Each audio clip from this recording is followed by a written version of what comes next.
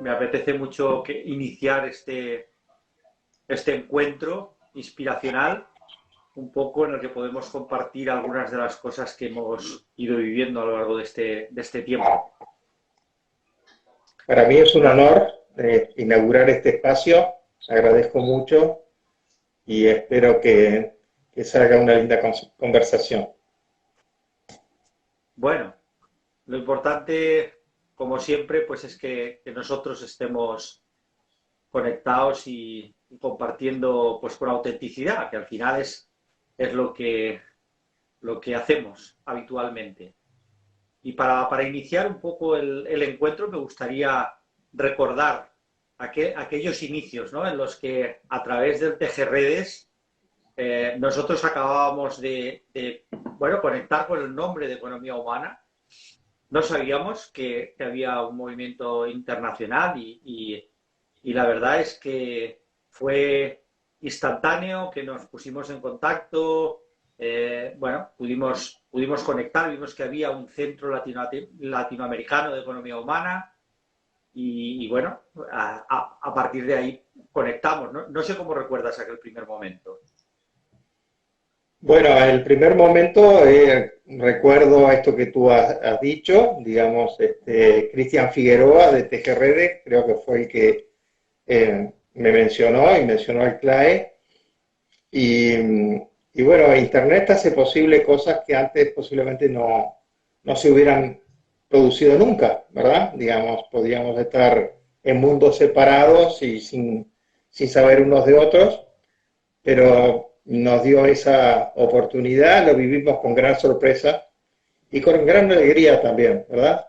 Porque yo siempre digo, cuando hablamos de economía humana, todavía me encuentro a gente que me dice, pero ¿cómo? ¿La economía puede ser humana? Sí, así es, así es. Y Así bueno, por que aquel entonces eras el rector, ¿no? Del CLAE. No sé si hay algo que quieras compartir de esa época, ¿no? De ser rector de la universidad del Centro Latinoamericano de Economía Humana. sí, creo que es interesante la historia del CLAE porque se creó como un centro de formación, de investigación, de acción, ¿verdad? De proyectos, de transformación de la realidad. Y durante muchos años, digamos, permaneció así, hasta que un día, en el año 1997, ya madurado un poco la parte. Economía a nivel internacional, economía humana a nivel internacional que tuvimos. ¿Qué nos puedes contar del padre Lebré? Bueno, la trayectoria del padre Lebré, digamos que comenzó todavía sin finalizar la Segunda Guerra Mundial, estaban todavía en la Francia ocupada, ¿verdad? Ellos estaban en el sur, en la zona de Petén, digamos, pero no había una persecución muy grande de los disidentes, y sin embargo estos, inicialmente un puñadito de curas y después con otros, con intelectuales y demás, crearon este centro. Y una de las cosas curiosas es que Lebré era un lector, aparte de ser una persona, un militante, él quería llamarle al centro el Centro de Estudios sobre el Marxismo. Él veía que en aquella época la sociedad se estaba polarizando entre el capitalismo liberal y el marxismo, y entendía que el marxismo había interpretado bien algunas cosas de la sociedad que estaban mal, obviamente, que todos conocemos y que se han acentuado, digamos, ¿verdad? Las desigualdades, el abuso de poder, la explotación del hombre por el hombre, y, y a Lebré todo eso le interesaba, pero no fue posible por razones de jerarquía religiosa, y él eligió, ellos eligieron el nombre se llamaba Economía y Humanismo, ¿verdad? Pero para mí lo más interesante, porque hay muchas posiciones humanistas muy importantes en el mundo, hay muchos movimientos, ¿verdad? Que se reclaman, que son humanistas, pero el asunto es, el hallazgo fue que ellos encontraron el valor central de la economía, ¿verdad? Como rectora de nuestras vidas de alguna manera, ¿no? Entonces, veían todos los problemas de inhumanidad, de no humanidad en la economía, y se propusieron, digamos, buscar caminos alternativos. Tanto es así que hay un libro que relata toda la trayectoria de economía y humanismo, que se llama de la utopía comunitaria a las luchas por el tercer mundo. Creo que eso habla un poco del trayecto de Le Bret. Primero era una utopía, digamos, de transformación de la sociedad, ni capitalismo individualista, ni colectivismo marxista o socialista, sino una sociedad de comunidades, más personalista, digamos. Y con el tiempo, cuando conoció la situación del tercer mundo, que el primer chispazo fue en Brasil, justamente, en San Pablo, él se comprometió totalmente con la lucha por el desarrollo de los pueblos del tercer mundo, como se decía entonces, ¿verdad? Y entonces, desde entonces, el movimiento de economía y humanismo se caracteriza, digamos, por ser un movimiento que procura el desarrollo de todo el hombre y de todos los hombres, de toda la persona, todo lo que implica la persona en su ser material, espiritual y demás, y de todos, ¿verdad? Yo creo que si lo analizamos hoy día, está cercano a lo que se pretende con los objetivos de desarrollo sostenible. No dejar a nadie atrás, ¿verdad? Es un resumen muy grande de la... ¿Okay? Para nosotros fue toda una sorpresa, y porque nosotros veníamos aquí en España, llegamos a economía humana, digamos, desde la conciencia, desde la red sostenible y creativa. Habíamos desarrollado todo un proyecto. Dentro de esto había la parte de la red de confianza, que luego tuvo que ver con economía, y llegamos a la misma conclusión sin conocer, ¿no? Que el eje central de la economía, y buscando también el trascender esas polaridades, ¿no? Entre derechas, izquierdas, etcétera, pero trascenderlas con niveles de conciencia. Y bueno, así llegamos, ¿no? A economía humana y al humanismo. Y coincidimos, curiosamente, ¿no? Muchos años después, con lo que planteaba Le Bret muchísimos años antes, ¿no? Es decir, el origen de economía humana, tal y como nos gusta, no lineal, no hay una continuidad, pero a la vez sí hay una conexión clara y hay una... Por lo tanto, me parece muy interesante como para conocer la figura de Le Bret, para conocer el origen de economía humana y también lo que hemos empezado a hacer nosotros aquí en España. Muy, muy curioso, ¿no?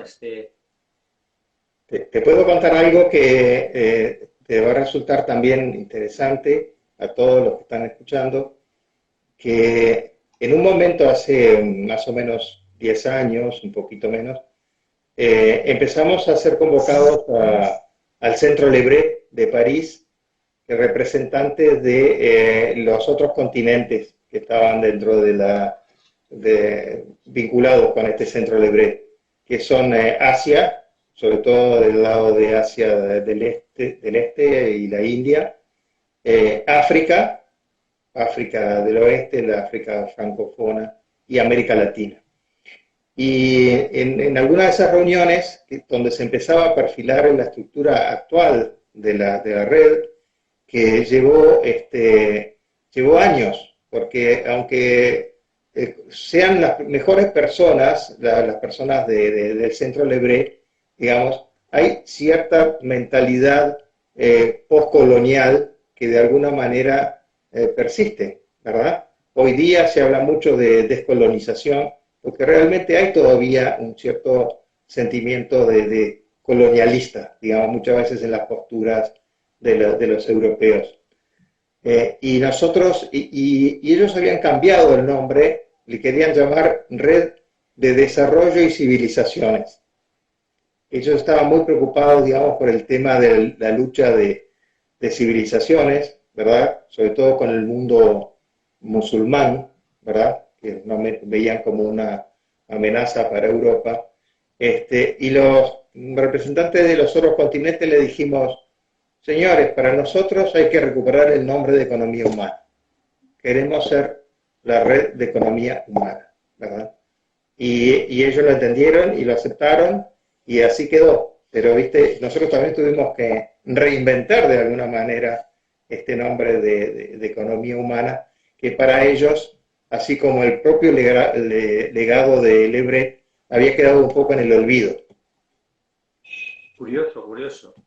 Como las cosas que realmente tienen trascendencia, cómo acaban manifestándose de formas impensables, ¿no? Cómo van...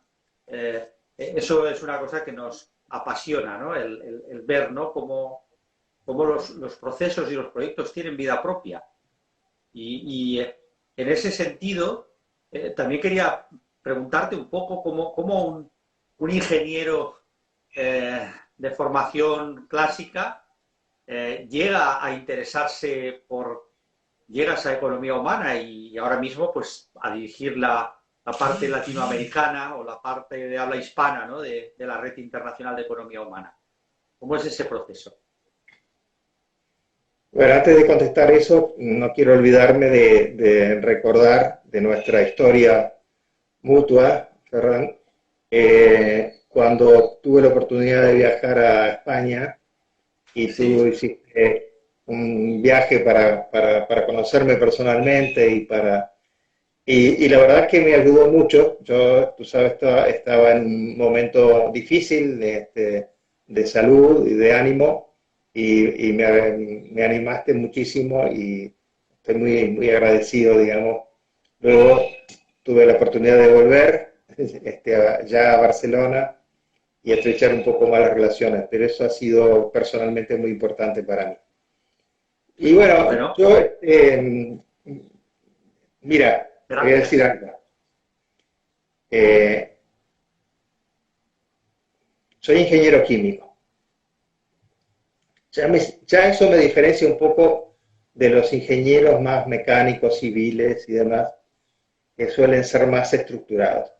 Porque la química es la ciencia de las transformaciones, de los procesos, ¿verdad? Y si uno empieza a buscar analogías, yo siempre encontré en mi profesión la posibilidad de reinventar cosas, y tempranamente me interesé en el gremialismo, ¿verdad? La actividad gremial, en la política también, después lo dejé por razones profesionales, y el hecho de servir de alguna manera ha estado siempre en mi ADN. Probablemente por la formación que recibí, por el amor que recibí de mi familia y de mucha gente querida, siempre me animó a estar, por lo menos, nunca decir que no cuando me pedían algo, por no hacerme tampoco el héroe, ¿no? Pero entonces, entre las cosas las oportunidades que había en su momento, el Uruguay vivió 12 años en dictadura. En esos momentos, digamos, la vida cívica decayó muchísimo, ¿verdad? Y el CLAE era uno de los pocos lugares donde se podían hacer cosas de valor, ¿no es cierto? De estudios, de proyectos, de alguna manera prepararnos para cuando volviera la democracia, luchar como se podía contra las dictaduras. Y entonces eso para mí se convirtió como una segunda casa, el CLAE. Prácticamente nunca lo dejé. Siempre estuve en alguna posición no rentada, sino más bien como voluntario. Y yo creo que son esas cosas que cuando uno siente que en lo personal y lo institucional están en armonía, es la mejor situación, ¿verdad? Bueno, muy interesante el proceso, que este no lo conocía, y me parece súper interesante el tema de los procesos, ¿no? Cómo los procesos químicos llevan a procesos personales, ¿no? Y a desarrollar procesos personales. Me parece un tema para explorar, un tema bien interesante. Como sabes, nos gusta trascender los límites de lo convencional, y aquí hay un punto bien interesante en ese sentido. Y para nosotros, bueno, los liderazgos auténticos van de esto, ¿no? Van de trascender, de empujar límites, de ir más allá de lo que los programas convencionales van diciendo. Y desde luego, pues toda esta trayectoria tuya, ¿no? Que nos cuentas, reúne esas condiciones. Y luego, como rector del CLAE, que hemos hablado un poco antes, ¿no? Pero ese periplo desde 2011 hasta recientemente, pues, ¿cómo lo resumirías? ¿O qué anécdotas? ¿O qué, que está claro que algunas las comentamos en el libro, ¿no? Pero, ¿qué nos contarías de este periplo? ¿Qué vive un rector, ¿no? Que un rector de una universidad humanista. En realidad, digamos, siendo absolutamente sincero, lo que vivimos fundamentalmente fue la angustia de no saber si podíamos continuar. En el año 2010 tuvimos una crisis muy importante, económica, quedamos muy endeudados, ¿no es cierto? Entonces, la primera preocupación del rector y de su equipo fue cómo equilibrar un barco que se escoraba tan peligrosamente, ¿no es cierto? Y eso tuvo dos facetas. Uno, salir un poco de la lógica de las ONG, que es una lógica de mucho entusiasmo y poco profesionalismo, hacia la profesionalización de la gestión. Y eso fue doloroso, hubo que sacar gente, teníamos áreas que no funcionaban, ¿verdad? Que no funcionaban bien, que no respondían, y de a poco fuimos mejorando por lo menos el control, ¿verdad? Tú sabes que yo tengo una experiencia empresarial también, ¿verdad? He sido cofundador de empresas y participo en algunos directorios de empresas también. Y aprendí una cosa dolorosamente, ¿verdad? Porque los del área técnica como yo, muchas veces menospreciamos lo administrativo, ¿verdad? No le damos importancia, no le damos atención, ¿no es cierto? Y este asunto me obligó a poner mucha atención en el tema de los números y de dónde estaban los problemas. Y realmente podíamos haber desbarrancado en algún momento.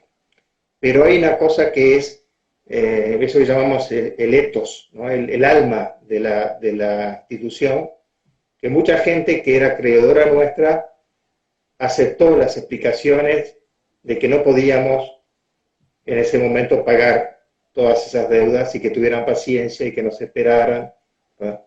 Entonces, durante varios años el tema fue, digamos, llegar a una situación más desahogada. No teníamos, por ejemplo, ninguna posibilidad de conseguir préstamos bancarios. Entonces, hubo que blanquear toda esa situación, superarla.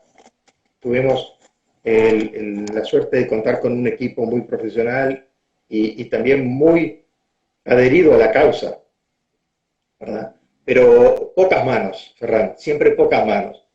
Entonces, una de las cosas que me obligó el rectorado fue cómo hacemos con recursos que siempre son insuficientes. Bueno, hay que tomar mano de lo que hay, ¿no es cierto?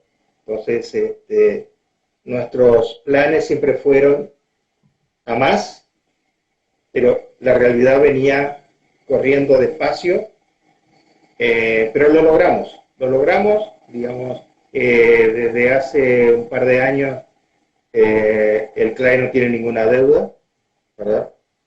Tiene un patrimonio propio y tiene un prestigio que se pudo ir logrando porque fuimos audaces, ¿no es cierto? Y ahí yo creo que es otra de las cosas más importantes, porque fuimos capaces de la nada hacer una facultad de medicina, que realmente fue una proeza.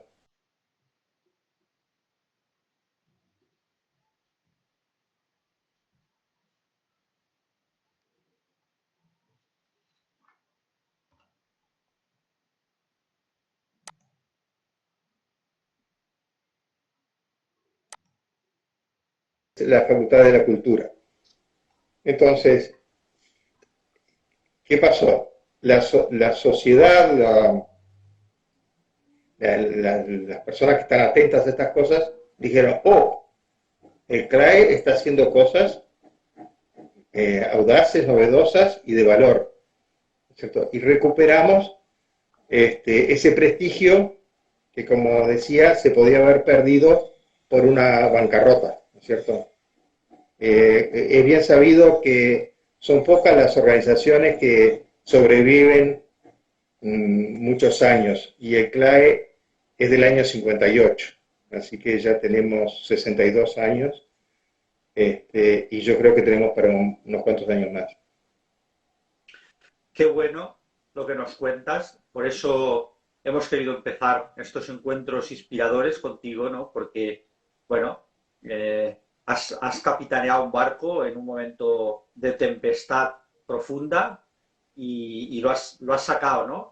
Cuando hablamos de liderazgos auténticos hablamos de esto, ¿no? De la gente que el coraje y la audacia y el compromiso al final, ¿no? El compromiso con los demás, ¿no? El servicio, porque el servicio hubiera sido muy complicado que hubierais podido sacar adelante el CLAE, ¿no? Y ahora qué regalo para todos los que creemos que la economía humana tiene mucho que aportar a la humanidad en estos momentos, pues disponer de una universidad con esta orientación clara y con 62 años de historia. Es decir, que, bueno, es un verdadero lujo, un lujo de los de verdad, no de los que alimentan los egos.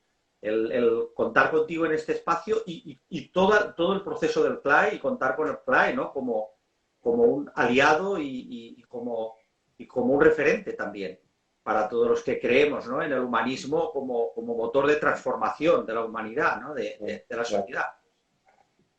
Yo, con respecto al tema del liderazgo, quería decir un par de cosas. Primero, que fui yo el que me puso el límite de tiempo. Dije, voy a estar hasta el 2020, que ahí cambian las autoridades y demás, y querían que me quedara, y yo dije, no, todos estos mandatos tienen que tener su ciclo y tienen que tener la posibilidad de renovarse, ¿no es cierto? Entonces, teníamos varios candidatos, y conseguimos un candidato que a mí me dejó encantado. Ya lo vais a conocer, digamos, el nuevo rector, porque es una persona que tiene una continuidad total con esta línea de pensamiento, ¿verdad? Y la segunda condición, digamos, como del liderazgo que yo intenté llevar adelante, es la capacidad de confiar en las personas y no aferrarme a un poder, ¿no es cierto? Sino todo lo que entendí que era posible que lo hicieran otros, lo compartí, ¿verdad? Porque el liderazgo compartido es un liderazgo mucho más, primero, liviano y segundo, provechoso, ¿no es cierto?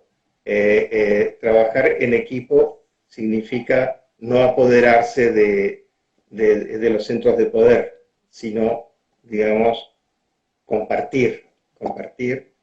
Obviamente, como tú sabes, como todos saben, todos tenemos el mismo problema de los egos que nos gobiernan, ¿no es cierto? Entonces, en algún momento esto funcionó mejor que en otros momentos, ¿verdad?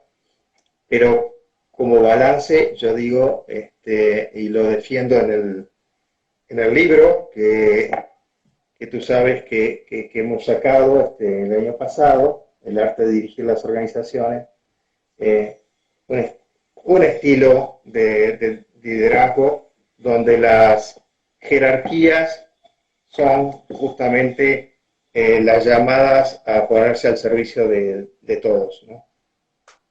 Claro, porque los liderazgos auténticos tienen que ver con servir. Y los liderazgos egoicos o impositivos, lo que nosotros llamamos, acuñamos el término de disarquías, jerarquías disfuncionales, tienden a servirse de las organizaciones, de los proyectos y tal. Son rasgos de inmadurez que han estado gobernando este planeta, ¿no? Y las organizaciones durante demasiados años. Y por eso este espacio, ¿no? Donde vamos a ir compartiendo experiencias como la de Andrés.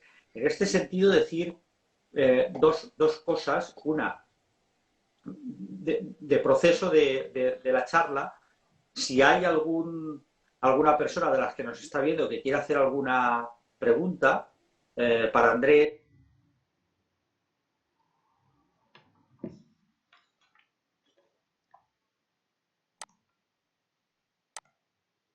participación e interacción en la charla.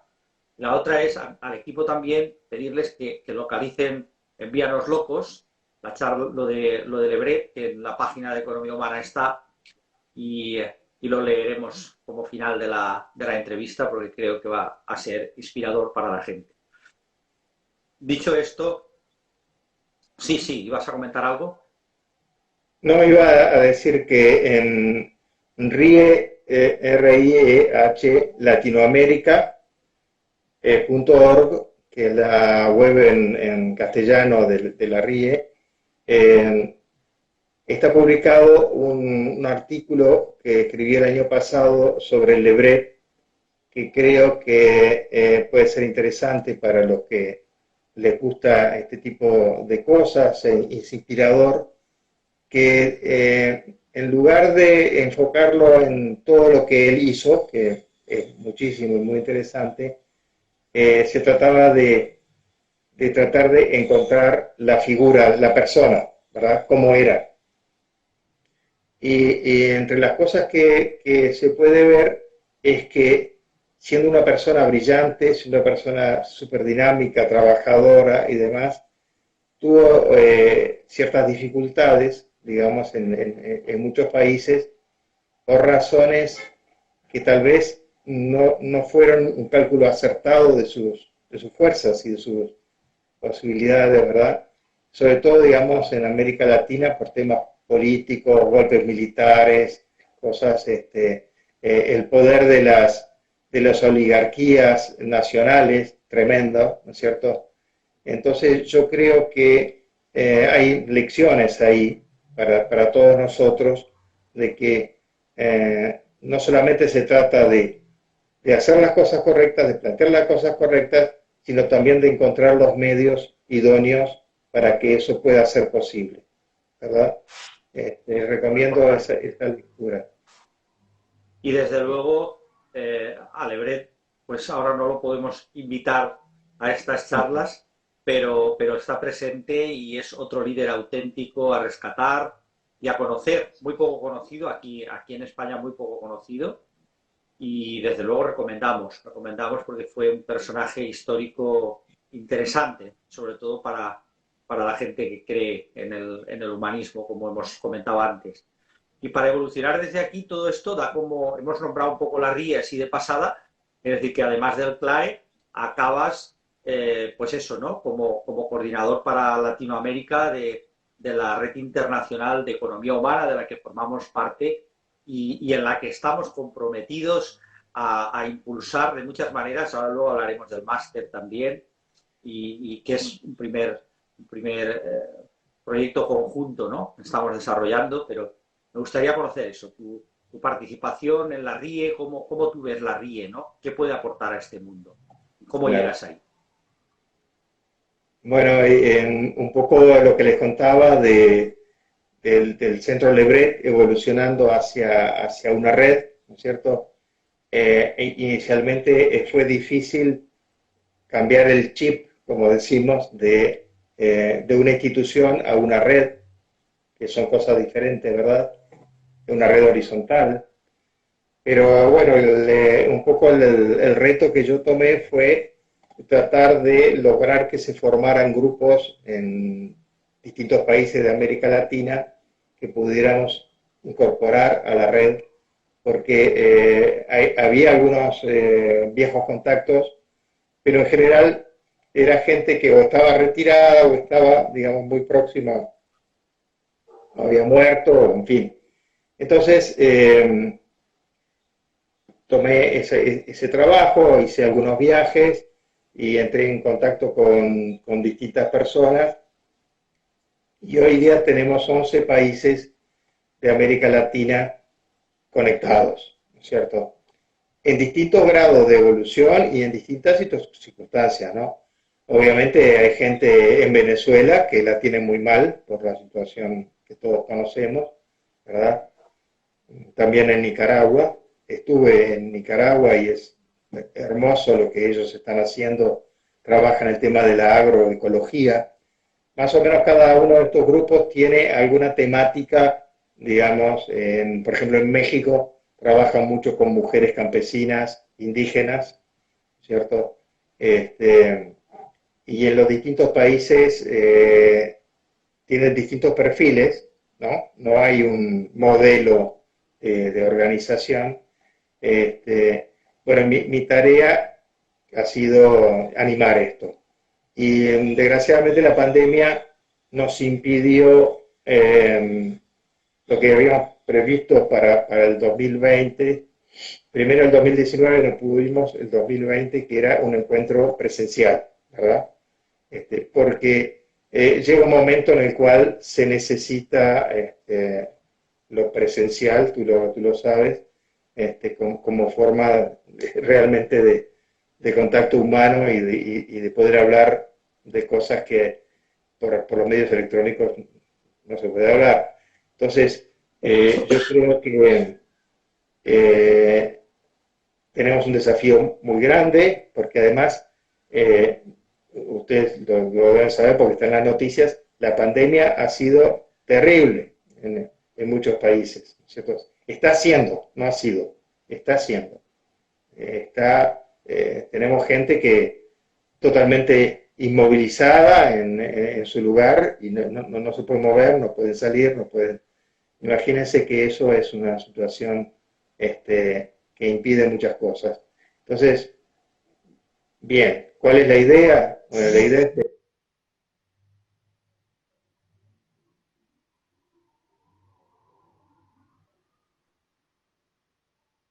organizaciones, sino como personas. Y el año pasado hicimos un curso de formación de introducción a la economía humana. Y bueno, esta es otra cosa, Ferran, que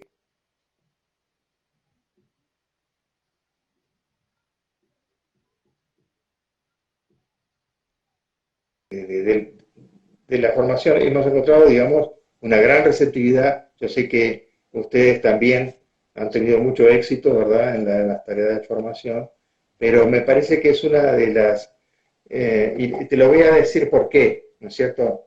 En el fondo,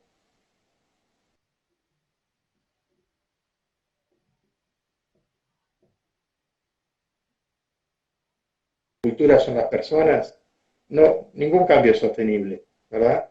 Entonces, tenemos que trabajar mucho en la transformación personal, en el cambio ese de cultura.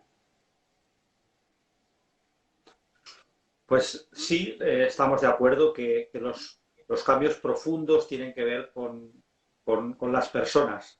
Nosotros decimos que persona a persona, ¿no? Cada uno va a poder manifestar aquello que ha transformado en sí mismo, ¿no? Aquello que ha compartido desde verdaderamente, ¿no? Con honestidad y con profundidad. Por lo tanto, sí, la cultura entendida como un proceso de relación con la vida, ¿no? Y de aprendizajes compartidos es clave para que pueda haber evolución y para que puedan haber cambios profundos, ¿no? Que se puedan sostener en el tiempo, además.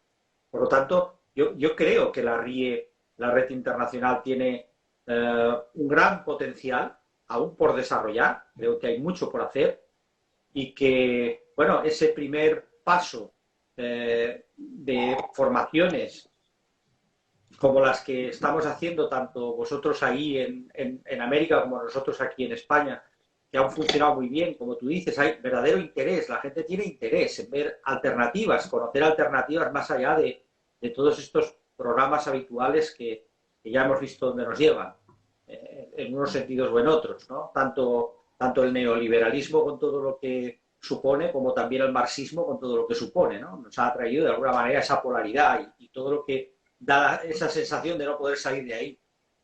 Bueno, economía humana tiene una propuesta valiente, diferente, consciente, y yo creo que tenemos la responsabilidad de hacerla llegar, de hacerla llegar a los líderes, a la gente que realmente puede entender y puede crear condiciones para que otra gente entienda, ¿no? Y pueda integrar. Y en ese sentido también nos une el máster, ¿no? Donde confluimos gente de América, gente de aquí, de España, y bueno, ha sido un proceso apasionante también, ¿no? De co-creación y de diseño de algo que, bueno, no sé, estamos entusiasmados. Creemos que tenemos un buen máster, una buena formación que ofrecer a los líderes auténticos, ¿no? Y bueno, ¿cómo has vivido todo este proceso tú personalmente? Bueno, ha sido muy estimulante, realmente, en primer lugar, digamos, muy abierto, porque hemos tenido, digamos, oportunidad de discutir todo, ¿no es cierto? Lo que queríamos. Yo creo que hay una cosa que ha facilitado todo, y es que la forma de pensar, ¿no? Digamos, la estructura de nuestro pensamiento tiene muchas analogías, ¿no es cierto? Sabemos lo que queremos y tenemos experiencias diferentes, pero que de alguna manera convergen en soluciones, ¿no? Que podemos alcanzar. Entonces me he sentido muy cómodo, me he sentido respetado, digamos, considerado. Obviamente también ha sido también mi actitud, ¿no es cierto? Pero los que estamos de alguna manera que conocemos las instituciones académicas, sabemos que a veces los egos, las rispideces, el estar figurando y todo lo demás hacen difícil el acuerdo ¿verdad? Entre las partes. Y yo no he vivido eso, he vivido, digamos, una cosa, obviamente con matices, pero armoniosa. Y además estoy convencido absolutamente, como lo estás tú, de la necesidad de dar un paso de este tipo, ¿verdad? Porque hay, y bueno, lo vimos cuando se hizo la primera investigación, ¿verdad? Que había realmente un gran interés, ¿cierto? Bueno, no es una formación masiva, ¿verdad? No es para cientos de personas, no es un curso MOOC de esos que ahora se usa. Es algo diferente y yo creo que va a ser de mucho valor en la medida, Ferran, que seamos capaces de repetirlo, ¿verdad? Ir creciendo en el tiempo, pero formando generaciones, digamos, de personas en los conceptos y en las ideas de la economía humana. Bien, pues estamos ya en el límite. Podríamos estar hablando mucho tiempo más, pero esto vuela, ¿no? Tenemos mucho que compartir. Bueno, vamos a seguir co-creando ese máster que presentaremos en breve, el día 25. Tenemos la presentación del del máster para Latinoamérica y el día 23 la tenemos para aquí, para el público de uso horario europeo, español. Y bueno, muy contentos con estar a punto de esto que nos ha unido, que ha unido a la RIE con el CLAE, con Economía Humana, con aquí, con nosotros, con los compañeros de Argentina, con Heraldo, que pronto también tendremos una conversación. Bien, no quiero excederme en el tiempo porque es importante cumplir con los horarios y me gustaría, bueno, agradecerte esta charla, ya digo, que continuará. Esta es una primera, continuará en el tiempo también. Continuaremos con otras charlas y también con charlas contigo, porque creo que son enriquecedoras para todos. Y si te parece, para terminar, cerramos con lo de Lebret, con el Envíanos Locos, que nos unió y que yo creo que estamos cumpliendo de alguna manera en la medida de nuestras humildes posibilidades, ¿no? A nosotros nos inspiró y nos puso la carne de gallina en algunos momentos. Y dice así. Muchísimas gracias. Sí. Decir que esto está escrito, ¿cuándo? ¿En los años qué? ¿En los años 60? Sí, posiblemente, sí. No más allá de eso. Bueno, claro, él murió en el 66, por lo tanto, como mucho, claro. el 66. Porque Es parte del lado místico de Lebret, ¿verdad? Digamos, de su espiritualidad, porque era una persona activa, muy, muy profesional, pero al mismo tiempo tenía una espiritualidad galopante, ¿no? Él escribió muchas cosas muy interesantes en ese sentido. Bueno, pues vamos, no nos pasemos de tiempo y cerramos la entrevista. Muchas gracias. Y decía así. Gracias. Hay hoy demasiados listos, demasiados prudentes, siempre calculando, siempre midiendo. Pensad qué pasaría si tuvieran que romper con su mundo, si sus padres supiesen que nunca alcanzarían una posición honorable, si tuviesen, aunque fuese por poco tiempo, que vivir en la inseguridad. Oh Dios, envíanos locos, de los que se comprometen a fondo, de los que se olvidan de sí mismos, de los que aman con algo más que con palabras, de los que se entregan su vida de verdad y hasta el fin. Danos locos, chiflados, apasionados, hombres capaces de dar el salto en la inseguridad hacia la creciente incertidumbre de la humildad, que acepten diluirse en la muchedumbre anónima, sin pretensiones de colgarse medallas, no utilizando sus cualidades más que en provecho de sus gentes. Danos locos, Señor, locos del presente, enamorados de una forma de vida sencilla, liberadores eficientes de los que no cuentan, amantes de la paz, puros en su corazón, resueltos a nunca traicionar, capaces de aceptar cualquier reto, de acudir donde sea, libres y obedientes, espontáneos y tenaces, tiernos y fuertes.